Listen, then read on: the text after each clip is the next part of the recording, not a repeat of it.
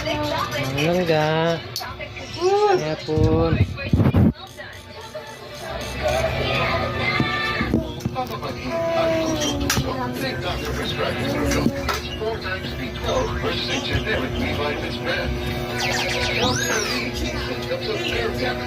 Hapon. Nagkakamuscle decay, which could lead to higher risk of illness. Hapon ka, ha? Ay! Ay! Kuha na ka pa pala. Pa, tayo cellphone pa. Tara, cellphone mo. WhatsApp. Maot mo na. Excuse na na, tuyo ko kamay ka.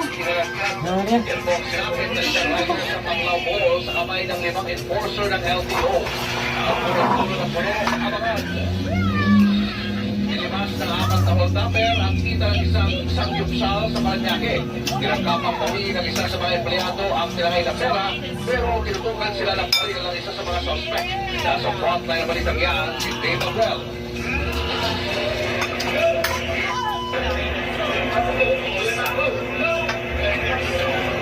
Hindi na nakapalag ang mga empleyado ng sampisalang ito sa Paranaque. Nang magdeklara ng hold up ang tatlong kawatan noong Miyerkules ng madaling araw. Naka-face mask ang isa at naka-helmet ang dalawa pang pumasok sa kainan. Hindi naman nakagig sa camera ang isang lugaw. Agad nilang hinarap ang pera sa lugar ng cashier, pero wala doon ang kaha. Hanggang sa pinasok silang sa likuran, kung saan binibilang ng isang empleyado ang kita ng kainan. Kinuha ng mga hold-upper ang isang cellphone. At ang pera sa lamesa, pati ang mismong kaha. Ang abot daw sa halagang 63,000 pesos ang lahat ng perang natangay.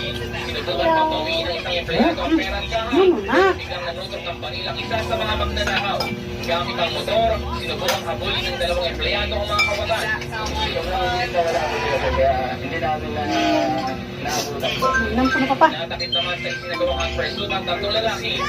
Ano ba? Andre. Nakuha mula sa kanila ang ilang penkan, mga bala, baril, granada at isang motor. Itinanggi naman nila ang paratang at sinabi na pagbintangan lang sila.